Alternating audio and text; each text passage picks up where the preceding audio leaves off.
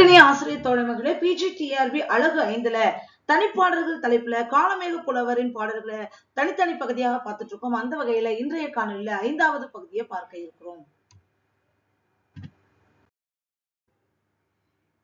இந்த பாடல் மும்மூர்த்திகளின் உணவு, அவங்க கையில வைத்திருக்கக்கூடிய அந்த ஆயுதங்கள், அவங்களோட இருப்பிடம், இது எல்லாத்தையும் பத்தி தெளிவா சொல்ற மாதிரியான ஒரு பாடல். இந்த ஒரே பாடல்ல இவ்வளத்தையும் சொல்ல முடியுமா அப்படின்னா கவி காலமேகமால கண்டிப்பாக முடியும். பாருங்களேன். சிறுவன் அலைப்பயிறு, சென்னர் கடுகு, மருதிகிரி தண்டு, மணிநூர், புரியரவம், வெற்றேறு, புல்லன்னம், வேதன் அரண் மாலுக்கு, கற்று ஆலம் போவே கரி அப்படிங்கிறாங்க. அதாவது இங்க மூவேந்தர்களை சொல்றப்ப வேதன் அரண் மால் அப்படிங்கிறாங்க. வேதன் என்பது பிரம்மனையும், அரண் என்பது சிவபெருமானையும், மால் என்பது திருமாலையும் குறிக்குது. அயன் அரி அரண் இல்லைங்களா? அதனால அதுதான் அந்த மும்மூர்த்திகளுக்குமான திருநாமங்கள். இந்த 3 பேருக்கும் எது உணவாகுது அப்படின்னு பாக்குறப்போ சிறுவன் அலை பயிறு அப்படிங்கிறாங்க. அதாவது பயறு அப்படிங்கிறது இங்க சிறுபயிறு. சிறுபயிரோட சுண்டல் பிரம்மாவுக்கான உணவாகவும், வெண்ணெய் அலை என்பது வெண்ணெய், வெண்ணெய் திருமாலுக்கான உணவாகவும், சிறுவன் அப்படிங்கிறது சிறு தொண்டர் தனது பிள்ளையையே கரியாக சமைத்து சிவபெருமானுக்கு இட்டது. இது 3 தான் அவங்களுக்கு உணவாயிருச்சான். சிறுபயிற்றின் சுண்டலும் வெண்ணையும் சிறு தொண்டர் இட்ட பிள்ளை சிறுவனும் கரியாகும். இவங்க 3 பேருக்கும் இதுதான் உணவு. சிறுவன் அலை பயறு. சரி, இது மட்டும் தான் சாப்பிட்டாங்களா அப்படின்னு பாக்குறப்ப இல்ல. அடுத்து சொல்றப்ப சென்னர் கடுகு. பிரம்மாவுக்கு சென்னலும், திருமாலுக்கு கடுகு அப்படிங்கிறாங்க. அதென்ன கடுகு அப்படின்னு பாக்குறப்போ பூமியை சொல்றாங்க. திருமால் மண்ணை உண்டவன் இல்லையா? அதனால பூமியும், சிவபெருமானுக்கு விடமும் உணவானது. சென்னல் கடுகு. அடுத்து சொல்றப்போ தண்டு திகிரி மரி, அதை அப்படி படிச்சுக்கலாம். மரி திகிரி தண்டு அப்படிங்கிறது தண்டாயுதம். பிரம்மாவின் கைகள்ல தண்டாயுதம் தரித்திருப்பாங்க. திகிரி என்றால் சக்கரம். திருமால் கையில சக்கரத்தை உடையவனாக இருப்பார். அடுத்தது மரி என்பது மான். சிவபெருமான் கைகள்ல திருக்கைகள்ல மான்களை தரித்திருப்பவர்களாக இருப்பார்கள். சரி, வேற என்ன ஆபரணங்கள் அவங்க அணிஞ்சிருப்பாங்க அப்படின்னு பாக்குறப்போ மணிநூர் பொறி அரவம். மணி என்பது திருமாலோட மார்பில் இருக்கக்கூடிய கௌத்துவ மணியையும், நூல் என்பது பிரம்மாவின் மார்பில் இருக்கக்கூடிய பூநூலையும், பொறி அரவம் என்பது, பொறி என்றால் புள்ளிகள், அரவம் என்றால் பாம்பு.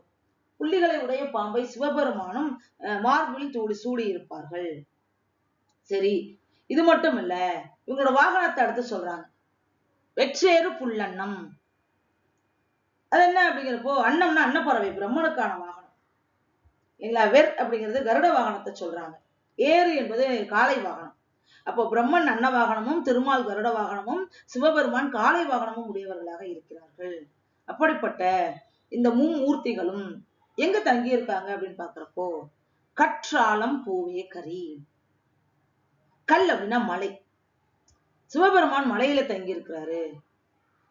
ஆழம் என்பது பார்க்கடல், ஆழமான பார்க்கடலில் திருமால் தங்கி இருக்கிறார். பூ அப்படிங்கிறது தாமரை மலர். இந்த தாமரை மலர்ல பிரம்மன் வீற்றிருக்கின்றார். கற்றாலம் பூவே கரி அப்படிங்கிறப்போ இந்த இதுதான் தாமரை பூவிலையும், பார்க்கடலையும், மலையிலையும் மும்மூர்த்திகளின் இருப்பிடங்களாக அவர்கள் அமர்ந்திருக்கிறார்கள் அப்படின்னு சொல்லி இந்த பாடல். ஒரே பாடல்ல அவங்களோட உணவு, ஆபரணம், வாகனம், இருப்பிடம் எல்லாத்தையும் எவ்வளவு அழகா சொல்லியிருக்காரு பாருங்களேன்.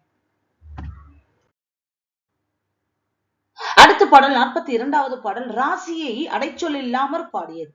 12 ராசிகள் இருக்கு இல்லையா? அந்த 12 ராசிகளும் எந்த அடைச்சொல்லும் இல்லாமல் நேரடியாக பாடின பாடல். ஒரே பாடல்ல 12 ராசிகளும் இருக்கிற மாதிரி பாடியிருக்காரு பாருங்களேன். பகரங்கான் மேடம், இடபம், மிதுனம், கற்கடகம், சிங்கம், கன்னி, துலாம், விருச்சிகந்த, நுசு, மகரம், கும்பம், மீனம் 12 வசையருமி ராசி வளம் அப்படிங்கிறாங்க.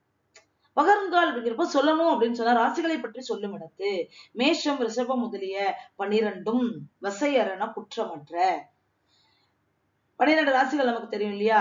ராசி வளம் அப்படிங்கிறப்ப இந்த ராசி தொகுதிகளாக அமைந்துள்ளன. மேஷம், ரிஷபம், மிதுனம், கடகம், கன்னி, சிங்கம், துலாம், விருச்சிகம், மகரம், கும்பம், மீனம், இந்த மாதிரியான ராசிகள் எல்லாத்தையும் இந்த பாடல வரிசையா முறைப்படுத்தி சொல்லி இருக்கிறாரு. அடுத்த பாடல் தை மாசி பங்குனி மாதம் என்று பாடியது. இந்த பாடல் மாதத்தை குறித்து பாடல. வெளிப்படையா பாக்குறப்போ மாதத்தை குறிச்சு பாடுற மாதிரி இருக்கும் இல்லையா? ஆனா இங்க ஒவ்வொரு சொல்லுக்குமான பிரித்து படிக்கிறப்போ பொருள் வேறாகுது. பாருங்களேன். பாணார்க்கு சொல்லுவதும் பைம்புணலை மூடுவதும் தானு உரித்ததுவும் சக்கரத்தோன் ஊனதுவும் எம்மானை ஏத்துவது ஈசனிடத்தில் துஞ்சி திறத்தும் தை மாசி பங்குனி மாதம் அப்படிங்கிறார்.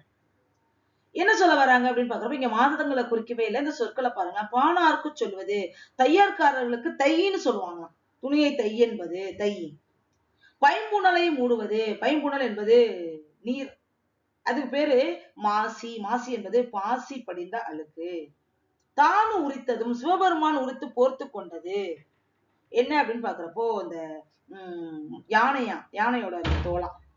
சக்கரத்தோன் ஊன் அதுவும் திருமாலுக்கு உணவாவது கூ அப்படிங்கிறாங்க. பங்குனியில இருக்கக்கூடிய அந்த கூ பூமிதான். எம்மானை ஏற்றுவதும் எம்பெருமானை வழிபடுவதும் உனி அப்படின்னா மனத்தில் தியானிப்பவையே. ஈசனிடத்து ஈசன் இடபாகத்திலிருந்து உமையம்மை இல்லையா, மாதம்ங்கிறத பிரிக்கிறாங்க. மாது உமையம்மை தான். ஈசன் சிரத்தும் அவன் தலையில் இருப்பதும் ஈசன் இடத்தும் துஞ்சி திறத்தும் அவனோட தலையில இருக்கிறதும் உடம்புல இருக்கிறதும் மாதுதான், தலையில இருக்கிறதும் மாதுதான். அதுதான் மாது அம் அப்படிங்கிறாங்க. ஈசன் சிரத்தும் ஈசனுடைய தலைமேல் இருப்பதும் அம்முன்னா நீர். மாது என்பது பெண்ணை குறிக்குது, என்பது நீரை குறிக்குது. அது ரெண்டையும் சேர்த்து மாதம் நீராகிய கங்கை தான் அப்படிங்கிறாங்க. அப்ப இங்க தை என்பது மாதத்தை குறிக்கல, தை என்பது துணியை தைக்க சொல்லுது. மாசி என்பது நீர்நிலைகள் படிந்துள்ள பாசியை குறிக்குது. அடுத்து பங்குனி, குனி என்பது உள்ளத்தில் நினைப்பது, இறைவனுக்கு உணவாவது அப்படின்னு சொல்றாங்க. அப்போ அப்படிப்பட்ட ஈசனிடத்தில் உறைவதும் அவன் தலையில் இருப்பதும் மாது என்பது பெண்ணாகிய உமையம்மையும் என்பது நீராகிய கங்கையும் குறிக்குது. இப்ப தை மாசி பங்குனி மாதம் என்பது இங்க மாதங்களை குறித்து வரல. அடுத்த பாடல் சிதம்பரத்தில் இருக்கும் சின்னங்களை பாடியது. சிதம்பரம் கோயில்ல இருக்கக்கூடிய சிறப்புகளை பாடுறாங்க. பாடல் பாருங்க. ஞான சபை, கனக சபை, சிற்றம்பலம், பேரானந்த கூடம், திருமூலட்டானமே, அம்பலம், பஞ்சவர்ண, நாற்கோபுரம், பொற்சை, கம்ப மண்டபம், சிவகங்கை. அப்படிங்கப்போ சிதம்பரத்தோட சிறப்புகள் எல்லாம் என்ன அப்படின்னு பாக்குறப்போ இதெல்லாம் தான் சிறப்பு. சிதம்பரத்தோட சிறப்புகளாம். ஞான சபை, இதுல சிவபெருமான் வீட்டில் இருக்கக்கூடிய இடத்துக்கு பேரு ஞான சபைன்னு பேரா. அதற்கு இன்னொரு இடம் பேரு கனக சபைன்னு பேரா. இது அந்த சிற்சபைக்கு முன்னால் இருக்கக்கூடியது பொன்னம்பலம். அடுத்து சிற்றம்பலம் அப்படிங்கிறது முப்புமாகிய அம்பலம்.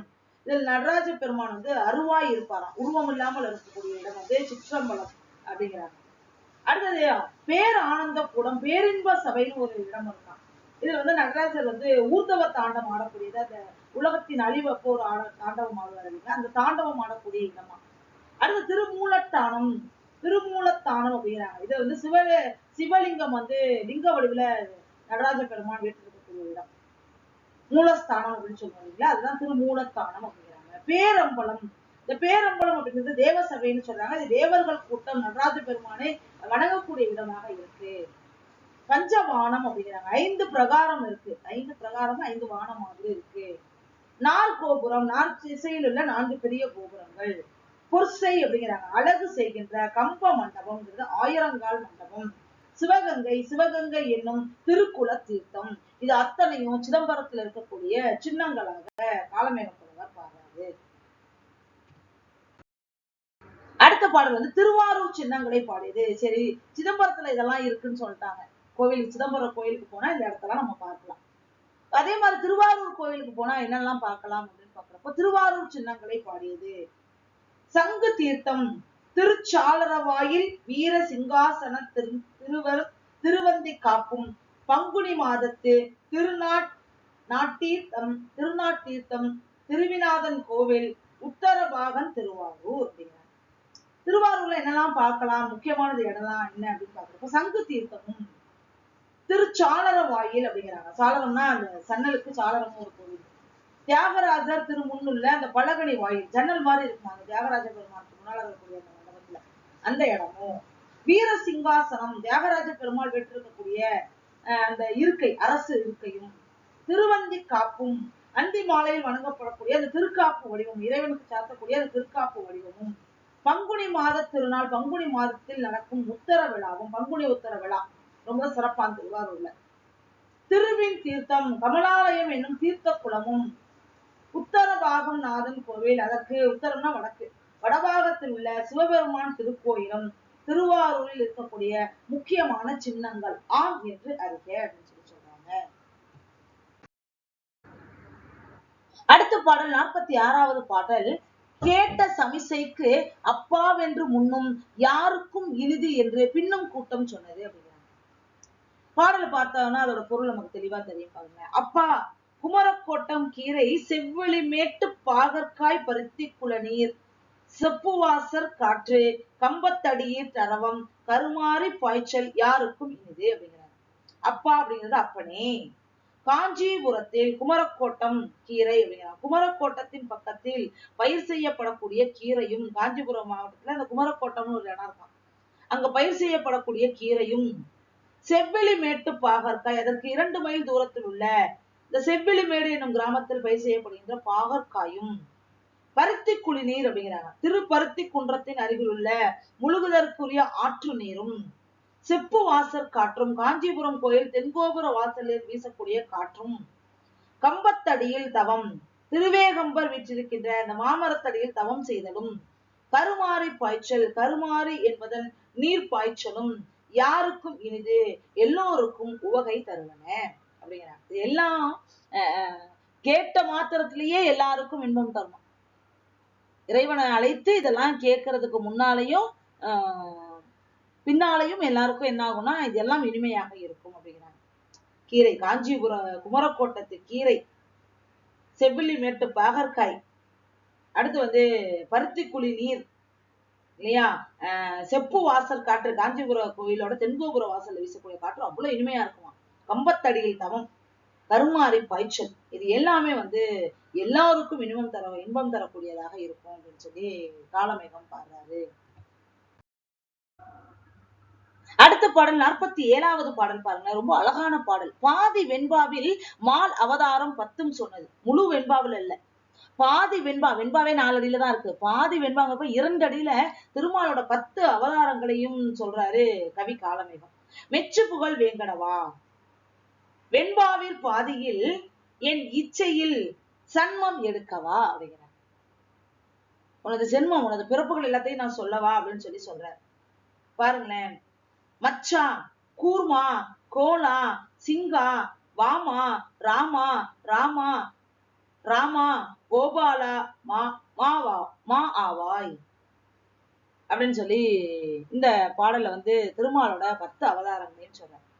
பாடல பாருங்களேன் பொருளை. மெச்சு புகழ் வேங்கடவா, உயர்ந்த புகழையும் கீர்த்தியையும் உடைய திருவேங்கட மலையில் உரையக்கூடிய பரம்பொருளே, திருமாலே, மலைநாதனே, வெண்பாவிற் பாதையில், இந்த வெண்பாவோட கீழ்பாதியில, முதற்பகுதியில இல்ல, பிற்பகுதியில, என் இச்சையில் என் விருப்பப்படி உன் சன்மம் எடுக்கவா, உன்னுடைய பிறப்புகளை எடுத்து நான் சொல்லட்டுமா அப்படின்னு சொல்லி கேட்கிறேன்.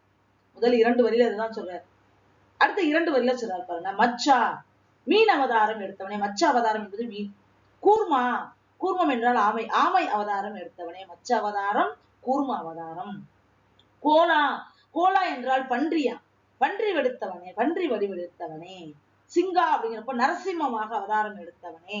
வாமா அப்படின்னா வாமன அவதாரம் எடுத்தவனே.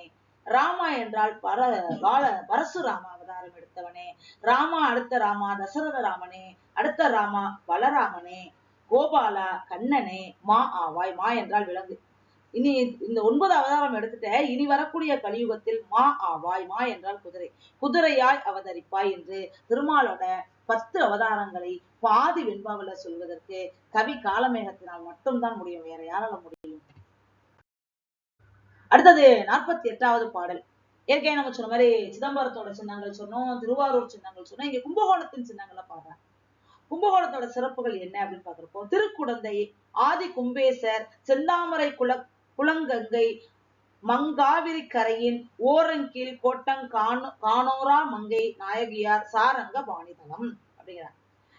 இந்த திருக்குடந்தை ஆதி கும்பேசர், கும்பகோண திருப்பதியின் முதல்வர் கும்பேஸ்வரர் தான், கும்பேசர் கோயில். அதுக்கு பக்கத்துல செந்தாமரை குளம், சிவந்த தாமரை பூ திருக்குளம், அது பொற்றாமரை குளம்னு ஒண்ணு பேரு, இன்னமும் கும்பகோணத்துல இருக்கு. கங்கை மகம், கங்கை கூடக்கூடிய மகாமக குளமும், காவிரி கரையின் ஓரம், காவிரி கரையின் சார்பில் உள்ள அந்த இடமும் அந்த கோவிலும், கீழ்கோட்டம் அப்படின்றாங்க. அது பேரு குடந்தை காவிரி கரையில இருக்கக்கூடிய அந்த திருமாலோட தலம் வந்து கீழ்கோட்டம்னு பேராம். குடந்தை கீழ்கோட்டம் என்னும் திருப்பதியும் காரோணம் அப்படிங்கிறாங்க. குடந்தை கீழ் காரோணம் என்னும் தலமும் மங்கை நாயகியார் கோவிலும் சாரங்கபாணி என்னும் பெருமாள் திருக்கோயிலும் கும்பகோணத்திற்கான சின்னங்கள் அப்படின்னு சொல்லி கவி காலமேகம் பாடுறாரு. அடுத்த பாடல் மண்ணென்றெடுத்து மழுக்கென்று முடித்ததாம். எவ்வளவு அழகான பாடல் பாருங்க. மண்ணென்று எடுத்து மழுக்கென்று முடித்ததாம். மண்ணு திருவண்ணாமலை சம்மந்தாண்டார்க்கு பண்ணும் தலைச்சவரம் பண்ணுவதேன் மின்னின் இளைத்த விடை மாதறிவன் குடுமி பற்றி வளைத்திழுத்து குட்டாமலுக்கு அப்படிங்கிறார். பாடல் படிக்கிறப்ப சிரமமா இருக்கும். பொருள் பாருங்க. மண்ணு திருவண்ணாமலை, நிலை பெற்ற திருவண்ணாமலையில் சம்மந்தாண்டான் என்பவருக்கு பண்ணு தலை சவரம் பண்ணுவதேன் சிறப்பாக பேசும்படி தலை முழுவதும் அந்த மயிர் கழித்தல் எதற்காக என்றால் மின்னின் இடை மின்னலை போன்ற இடையுடைய இளைப்புற்ற மாதர்கள் பெண்கள் இவன் குடுமி பற்றி இவனுடைய குடுமியை பிடித்து வளைத்து இழுத்து குட்டாமலுக்கு இவன் உடம்பை வளைத்து தலையை இழுத்து குட்டு போடாதது இருத்தல் பொருட்டு. எதுக்கு தெரியுமா அவன் தலைய மழுக்க மொட்டை அடிச்சேன், இந்த பெண்கள் எல்லாம் அவன் தலைமுடிய குடுமையை பற்றி இழுத்து அவனை கொட்டுறாங்களாம் தலையிலேயே. அப்படி கொட்டாம இருக்கிறதுக்காக தான் அவன் தலைவியை வந்து முழுமையாக மழுக்கென்று முடிச்சிருக்கான். சவரம் பண்ணியாச்சு. ஒருத்தருக்கு மொட்டை போட்டுட்டு அந்த மொட்டை போட்டதுக்கான காரணம் வந்து இந்த பெண்கள்லாம் அவன் குடுமையை இழுத்து விளையாண்டு அவனை உடம்ப வளைச்சி அவன் தலையில குட்டுறதுனால அப்படி கொட்டாம இருக்கணும். குடுமை இருந்தா தானே இழுப்பாங்க. அதனால அவனுக்கு மொட்டை போட்டதாக இந்த பாடல சொல்றாங்க. மண்ணென்று எடுத்து மழுக்கென்று முடித்ததுங்கிற பாடல். அடுத்த பாடல் 50வது பாடல் சோ கா மா ஏ வா தா என்று பாடியது அப்படின்ற தலைப்புல கொடுத்திருக்காங்க. நம்ம எல்லாருக்குமே நல்லாவே தெரியும். இதுவரைக்கும் 50 பாடல்கள் பார்த்திருப்போம். இதுக்கு முன்பாக 2 பாடல்கள் வந்து இதே மாதிரி தனித்தல் எழுத்துக்களான பாடல்கள். அது எதுவுமே அந்த எழுத்துக்களை குறிக்கல. அந்த எழுத்துக்களுக்கோட பொருத்தமான பொருளை சேர்த்து ஒரு அழகான விளக்கத்தையும் பார்த்திருந்தோம். அந்த வகையில இங்க இருக்கக்கூடிய பாடலும் ரொம்ப அழகான ஒரு பாடல் தான். சிவபெருமான் பற்றிய பாடல் தான். பாடல் பாருங்க. சோ கா மா ஏ வா தா சொல்லின் மனை கூட்டி உமை வாகார்ந்த தில்லை பரமேசர் வாகாய் தரித்தார் எரித்தார் தடித்தார் உதைத்தார் உரித்தார் கனை படைத்தார் உருக்கு. என்ன சொல்ல வராங்க அப்படின்னு பாக்குறப்போ உமையம்மையை பக்கத்தில் அமர பெற்ற தில்லையம்பதியில் நடனம் செய்யக்கூடிய சிவபெருமானவர் எப்படிப்பட்டவரா? சொல்லின் மனை கூட்டி உமை வாகார்ந்த தில்லை பரமேசர். இந்த பாடல் பாடுவது யாருக்காக அப்படின்னா தில்லையில் நடனமாடக்கூடிய சிவபெருமானுக்காக. அவர் வாகாய் என்றால் அழகாக தரித்தார். எதை தரித்தார்? தலையில் சந்திரனை அணிந்து கொண்டவர். சோமன் என்றால் சந்திரன் என்று பொருள். சோமனை அணிந்தவன், சோமனை தரித்துக் கொண்டார். அடுத்தது காமனை எரித்தார். தரித்தார் எரித்தார். யாரை எரித்தார்? காமன் என்று சொல்லக்கூடிய மன்மதனை எரித்தார். நெற்றிக்கண்ணால மன்மதனை எரித்த கதை நமக்கு தெரியும். அடுத்தது தரித்தார். மாமன் மகனாகிய தக்கனை யாகசாலையில் வெட்டி தள்ளினார். அடுத்தது உதைத்தார். யார உதைச்சாரு? இந்த மார்க்கண்டேயன் இல்லையா, அவனுக்காக திருவடியால் யமனை உதைத்து தள்ளினார். இப்ப யமனை உதைத்தார். அடுத்தது உரித்தார். யார் உரித்தார்? வாமன் என்னும் யானையை தோல் உரித்து அந்த யானையின் தோலை போர்த்து கொண்டார். அப்போ உரித்தார். கனை படைத்தார் அப்படிங்கிறப்போ திரிபுரத்தை எரிக்கிறதுக்காக அம்பாக தாமனையே அம்பாக மாற்றிக்கொண்டார். கனையாக படைத்தார். தாமன் என்பது திருமால் நாராயணன். அப்படிங்கிறப்போ இந்த பாடல் அப்ப எது சொல்லுது அப்படிங்கிறப்போ சோமனை சொல்லின் மனை கூட்டி உமை பாகார்ந்த தில்லை பரமேசர் உமையம்மையை தன் இடப்பாகத்தில் அமர்த்தி கொண்டிருக்கக்கூடிய தில்லையில் நடனமாடக்கூடிய சிவபெருமான் சோமனை தரித்தார். அழகாக சோமனை தலையில் தரித்தார். காமனை எரித்தார். மாமனாகிய தக்கனை தரித்தார். தரித்தல்னா யாகசாலையில் வெட்டி அளித்தார். அடுத்தது ஏமன். ஏமன் என்பது யமன். யமனை காலால் எட்டி உதைத்தார்.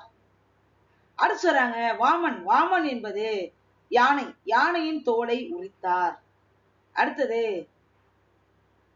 தாமன் என்பது நாராயணன். நாராயணனை கணையாக கொண்டார் அப்படிங்கிறப்போ இந்த பாடல்ல வரக்கூடிய சோ என்பது சோமனையும், கா என்பது காமனையும், மா என்பது மாமனாகிய தக்கனையும், ஏ என்பது யமனையும், வா என்பது வாமன் என்ற யானையையும், தா என்பது தாமன் என்ற நாராயணனையும் குறித்து வந்துள்ளது.